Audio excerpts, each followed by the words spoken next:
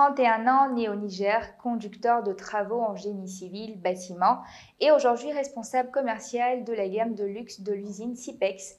Joseph Boudalla est l'invité de Sawa et on le retrouve tout juste après ça.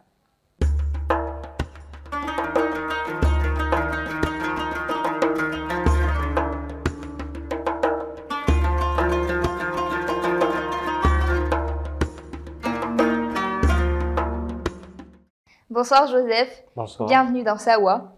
C'est un honneur pour moi que de te recevoir après tous ces épisodes-là où on t'a recherché. Alors, on va rentrer directement dans le vif du sujet en commençant par ton parcours scolaire. Tu as fait des études en architecture, mais tu es aujourd'hui dans le domaine commercial. Donc, comment cette reconversion professionnelle-là en Griffe s'est déroulée? Bonjour et merci de m'avoir invité. Plaisir partagé.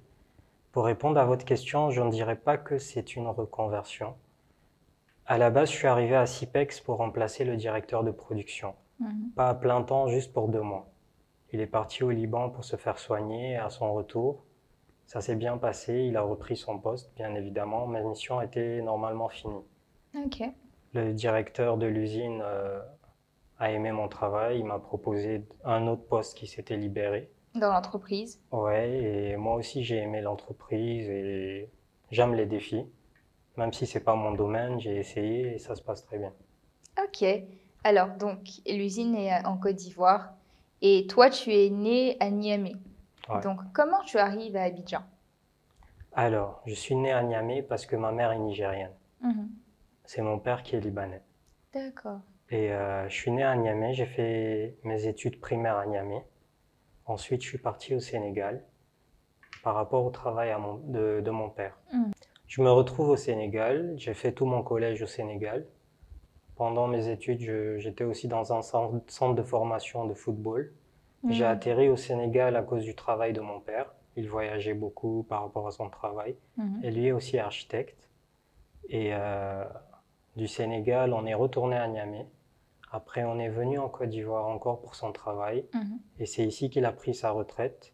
Quand il a pris sa retraite, j'avais déjà l'âge de travailler et j'ai aimé le pays, donc Tu es je suis resté. resté en même temps. On dit qu'Abidjan est doux. Ouais, Abidjan est très doux. Tu as fait en tout 7 pays en Afrique. Donc, lequel t'a le plus marqué? Côte d'Ivoire, La Côte d'Ivoire. ouais, sans hésiter. Enfin, tu as aujourd'hui plus de 30 ans. Et donc, en 30 ans, tu es allé au Liban 2 fois.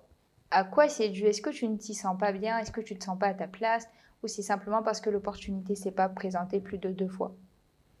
Si l'opportunité s'est présentée plusieurs fois, mais les 2 fois je suis parti en vacances. Mhm. On est parti en famille et toute ma famille est ici, donc je ne me vois pas aller là-bas tout seul. J'ai personne là-bas. Toute ma famille est ici, donc Donc, en ce moment-là, tu n'as plus aucune famille au Liban. si j'ai de la famille, des oncles un peu éloignés, des cousines D'accord. éloignées, mais on n'a pas grandi ensemble. Toute ma famille avec laquelle j'ai vécu Mhm. ont toujours été ici. À Abidjan. Ouais. Donc, toi, tu es là, tu vis à Abidjan. Qu'est-ce qui fait pour toi la différence entre Abidjan et toutes les autres capitales africaines que tu as pu voir en termes géographiques, en termes d'hospitalité, de relations humaines, de paysages, enfin tout ça? C'est quoi la différence pour toi entre Abidjan et les autres capitales que tu as déjà visitées, africaines bien sûr? Alors Abidjan, côté paysage, c'est très beau.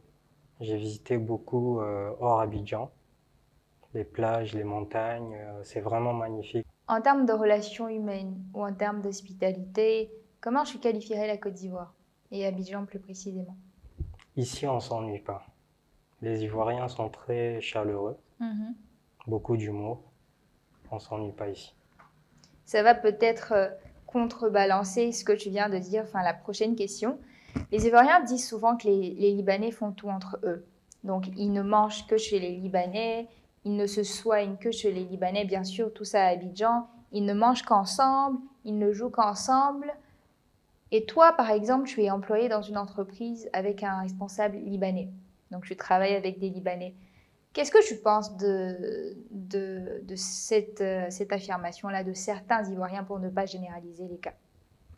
C'est pas une généralité. Ça dépend de chaque personne. Mhm. Moi, par exemple, mon meilleur ami est ivoirien. Je traîne avec lui plus que n'importe qui. Et même à la société, je traîne tous mes potes de là-bas, mes collègues avec lesquels je suis le plus proche sont ivoiriens. Mhm. Donc, je dirais pas que c'est une généralité, ça dépend. Mais est-ce que tu en as déjà vu? Est-ce que tu connais des Libanais qui font tout avec les Libanais justement tout en étant dans un pays ivoirien? Donc ils estiment qu'ils ne peuvent manger que dans le restaurant d'un frère libanais, qu'ils ne peuvent se soigner que dans la clinique d'un frère ou d'une sœur libanaise. Est-ce que c'est vrai quelque part ou non, pas du tout? C'est totalement faux. Il y en a, il y en a. Il y en a, moi-même, j'en connais. Et Et c'est quoi ton avis là-dessus? non, moi, je suis contre ça. Ok. C'est vrai que les Libanais sont solidaires entre eux, mais il y en a qui exagèrent un peu. C'est à cause de ces quelques personnes qu'on met le mot les Libanais, la phrase les Libanais et c'est pas une généralité. Ok. J'aimerais maintenant qu'on quitte la Côte d'Ivoire et qu'on aille un peu faire un petit saut au Liban. Donc, tu n'es pas sans savoir que, enfin, je pense que le Liban traverse une période assez compliquée, une période assez difficile après l'explosion. Il y a l'inflation, il y a l'insécurité, il y a la pauvreté qui s'est intensifiée. Donc, d'un côté, les pauvres qui s'appauvrissent de plus en plus, les riches qui s'enrichissent naturellement de plus en plus. Donc, dans un contexte économique qui est relativement compliqué pour le pays, est-ce que tu n'as pas l'impression que quelque part, les Libanais de la diaspora fuient un peu leur pays et délaissent justement leurs compatriotes dans les mains de ces situations désastreuses-là, quelque part? Est-ce qu'ils ne se désolidarisent pas? Alors, c'est vrai qu'il y a eu beaucoup de problèmes ces derniers temps au Liban, depuis l'explosion surtout. Et le mot délaissé, je ne sais pas, mais autour de moi, je vois plein de Libanais qui ont eu beaucoup de problèmes après ça, même des membres de ma famille, de l'argent en banque qu'on n'arrive pas à retirer. Et il y a plein en tout cas de problèmes. Délaissé, je ne sais pas. Je suis pas très politique, mais On ne parle pas forcément là du contexte politique mais social, mais euh, est-ce que tu as déjà vu des actions menées par exemple par les Libanais qui sont à Abidjan en faveur des personnes qui souffrent entre griffes à Beyrouth ou dans d'autres villes du pays, ou pas encore? si, il y en a, il y en a. Il y a plein de personnes d'ici qui mobilisent un peu les autres Libanais qui ont les Mhm. moyens pour aider les Libanais qui sont au Liban et qui sont dans les rues, qui n'ont même plus de quoi manger. Il y en a ici. Donc il y a encore de la Il y a solidarité. toujours de la solidarité. D'accord. Donc, on est presque à la fin de l'émission, mais avant de passer au défi, j'aimerais te demander, sinon t'inviter, à laisser un mot à ces Libanais-là qui souffrent dans le pays, enfin chez nous, au Liban. Qu'est-ce que tu leur dirais pour leur remonter un peu le moral? Parce que c'est pas très évident d'être dans une société où tout est compliqué, c'est difficile de travailler, c'est difficile de gagner de l'argent, et on se retrouve tout seul. Donc, qu'est-ce que tu pourrais leur dire pour leur remonter le moral? Je vous souhaite beaucoup de courage et surtout beaucoup de patience. Le Liban s'est déjà relevé plusieurs fois et il se relèvera encore. C'est tout ce qu'on leur souhaite en tout cas. Donc, le défi Sawa, ça sera de citer deux villes qui commencent par T au Liban et deux villes qui commencent par T en Côte d'Ivoire. On commence par le Liban. Ok. Vas-y, donc on a On a Tyr, mhm, on a Tripoli, Tripoli. mais à ne pas confondre avec la capitale de la Libye. Ok, et pour la Côte d'Ivoire, deux villes. Pour la Côte d'Ivoire, il y a Côte d'Ivoire.